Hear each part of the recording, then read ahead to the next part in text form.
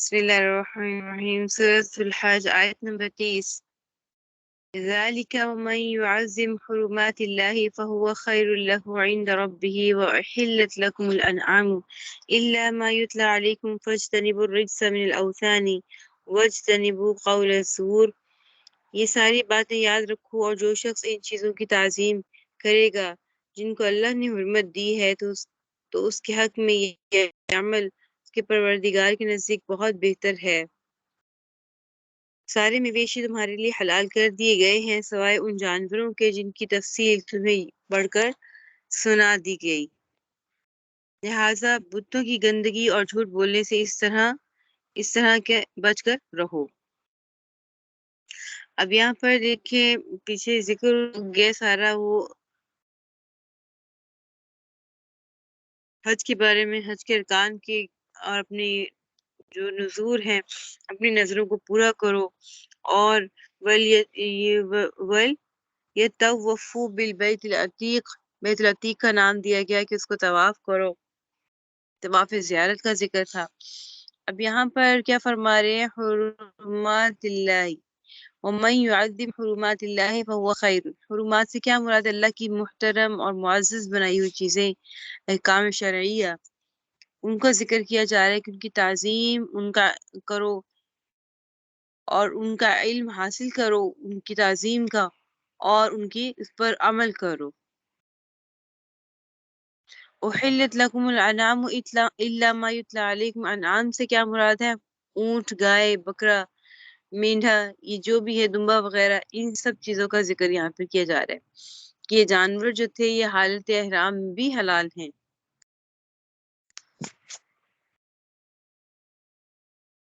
الا ما یتلی، کہ جن جانوروں کو،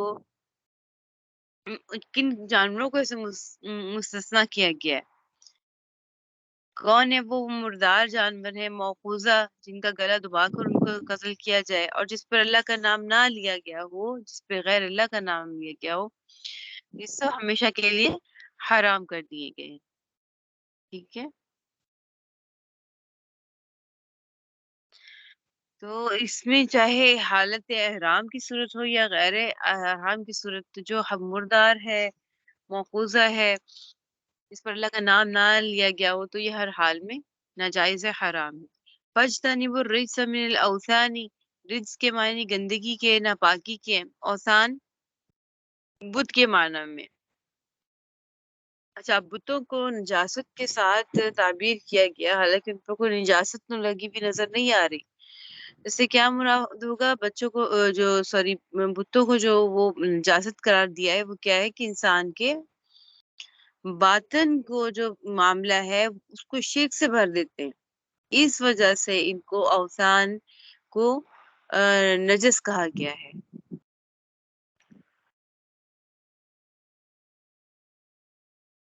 وَاجْتَنِبُوا قَوْلَ الزُّورِ، قول الزور سے مراد ہے جھوٹ ہے، جھوٹی بات ہے۔ حق بات کے خلاف جو کچھ بھی ہے باطل ہے اور وہ جھوٹ میں داخل ہوتا ہے۔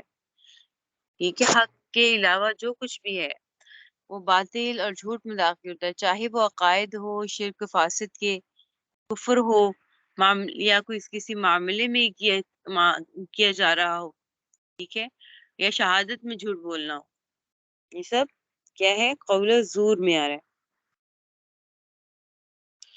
آپ صلی اللہ علیہ وسلم نے بھی فرمایا کہ سب گناہوں میں سے سب سے بڑا گناہ کیا ہے؟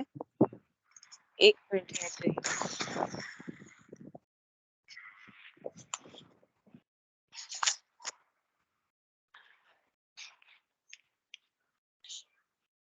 سب سے بڑا گناہ ہے اللہ تعالیٰ کے ساتھ کسی کو شریک کرنا۔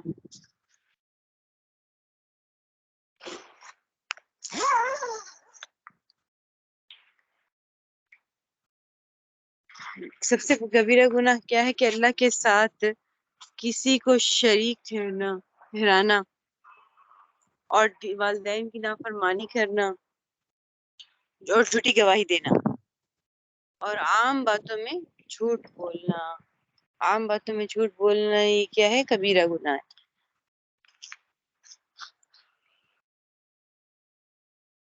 تو قول الزور اس کو بار بار فرمایا آپ صلی اللہ علیہ وسلم نے کہ جھوٹ بات کو کرنا، جھوٹی گواہی دینا.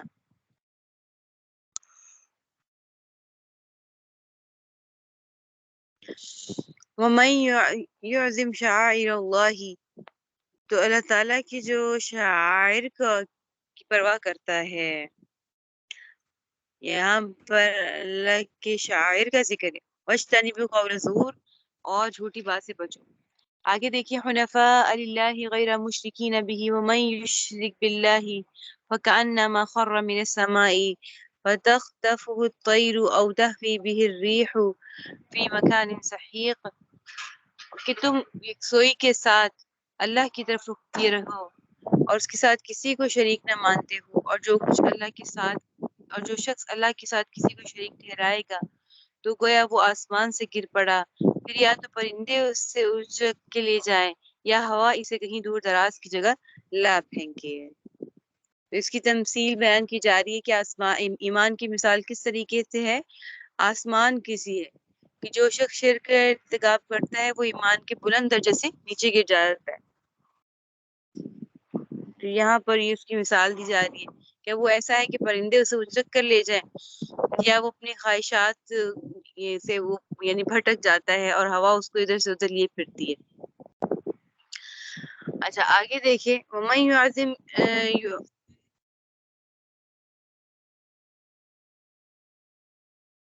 وَمَن يُعَظِّمْ شَعَائِرَ اللَّهِ فَإِنَّهَا مِن تَقْوَى الْقُلُوبِ. یہ ساری بات یاد رکھو، جو کچھ اللہ کی شاعر کی تعظیم کرے تو یہ بات دلوں کے تقوی سے حاصل ہوتی ہے. شاعر کا کیا مطلب ہے؟ یعنی وہ علامتیں جن کو دیکھ کر کوئی دوسری چیز یاد آ جائے. تو اللہ تعالیٰ نے جو عبادتیں واجب قرار دی ہیں اور خاص طور پر جن مقامات پر حج کی عبادت مقرر کی جاتی ہے وہ سب اللہ تعالیٰ کے شاعر ہیں، اور ان کی تعظیم جو ہے وہ ایمان کا تقاضا کہلاتا ہے. کس کا ایمان کا تقاضا ہے کہ ان کی تعظیم کی جائے. ٹھیک ہے. لَكُمْ فِيهَا مَنَافِعٌ إِلَى أَجَلٍ مُّسَمًّى ثُمَّ مَحِلُّهَا إِلَى الْبَيْتِ الْعَتِيقِ. غالباً ہم یہ آیات پڑھ چکے ہیں جہاں تک مجھے لگ رہا ہے. جی تمہیں ایک معین وقت تک ان جانوروں سے فائدہ حاصل کرنے کا حق ہے، پھر ان کے حلال ہونے کی منزل اسی قدیم گھر یعنی خانہ کعبہ کے آس پاس ہے.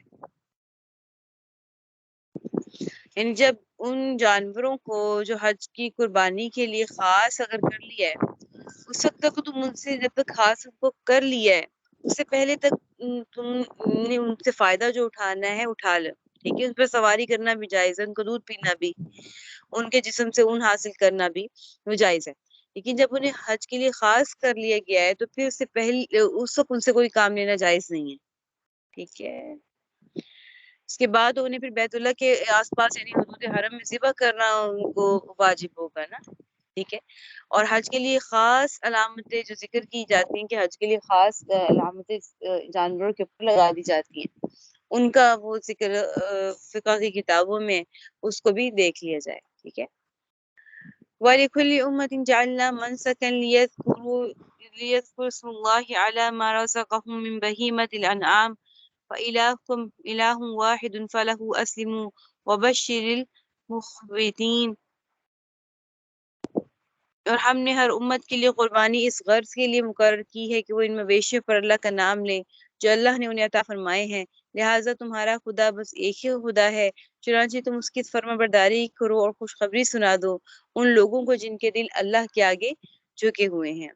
الذین اذا ذکر اللہ وجلت قلوبهم والصابرین علی ما اصابهم والمقیمی الصلاة ومما رزقناهم ينفقون.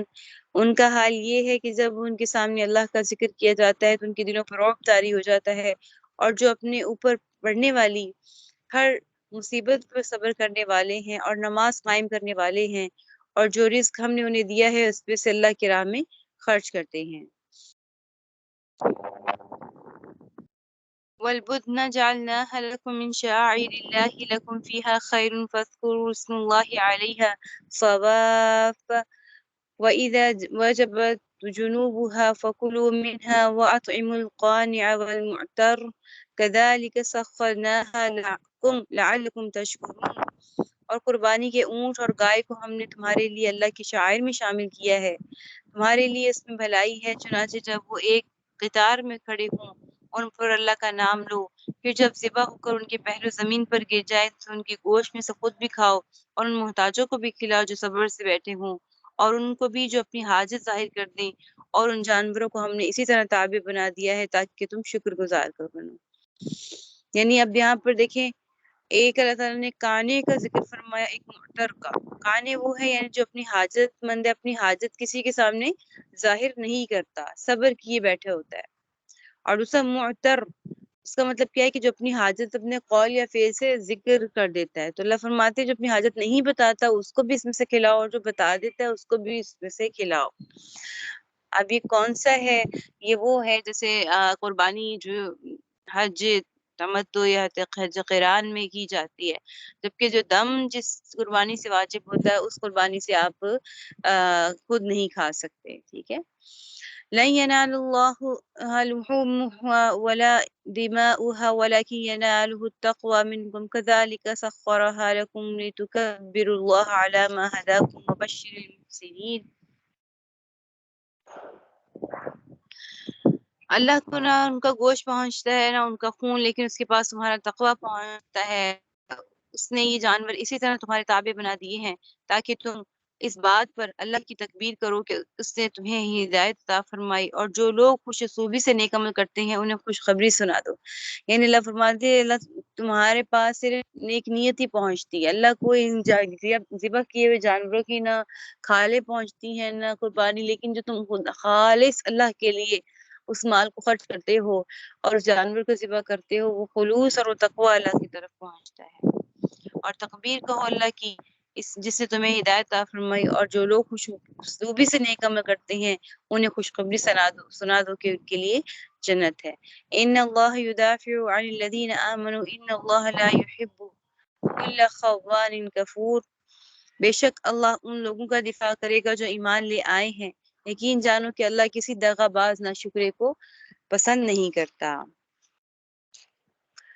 تو اب اللہ تعالیٰ فرماتے ہیں اس میں اللہ تعالیٰ نے مکہ مکرمہ میں جیسے کافروں نے کافی ظلم ڈھائے تھے مسلمانوں پہ، تو بار بار قرآن نے ان کو تعلیم دی کہ صبر کرو صبر کرو صبر کرو، ابھی وقت نہیں آیا۔